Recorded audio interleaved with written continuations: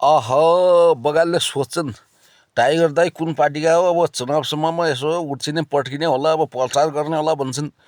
अनि म त प्योर नेपाली काङ्ग्रेस हुँ, प्योर एमाले हुँ, प्योर माओवादी हुँ, प्योर राष्ट्रिय स्वतन्त्र पार्टीको पनि हुँ, अनि प्योर समाजवादीको पनि हुँ।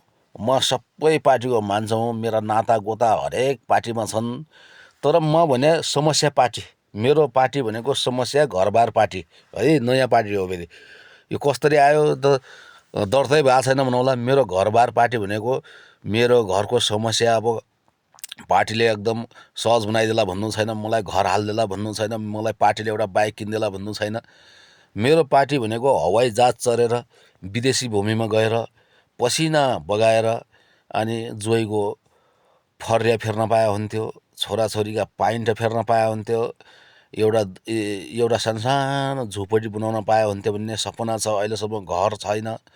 अनि त्यही घरमा भित्र टोयलेट बाथरुम बनाउन पाए हुन्थ्यो। माथि छतमा 2-3टा कुर्सी राख्ने, ठुलो एउटा डेक राख्ने, अनि धम्म चाले भन्ने गीत लगाउने, ट्याक्क तिहार आगे बेला 1-2टा बियर राख्ने, चट्ट पारी कुर्सीमा खुट्टो माथि फालेर ट्याक्क खाने विचार ठुलो सपना छ क्या।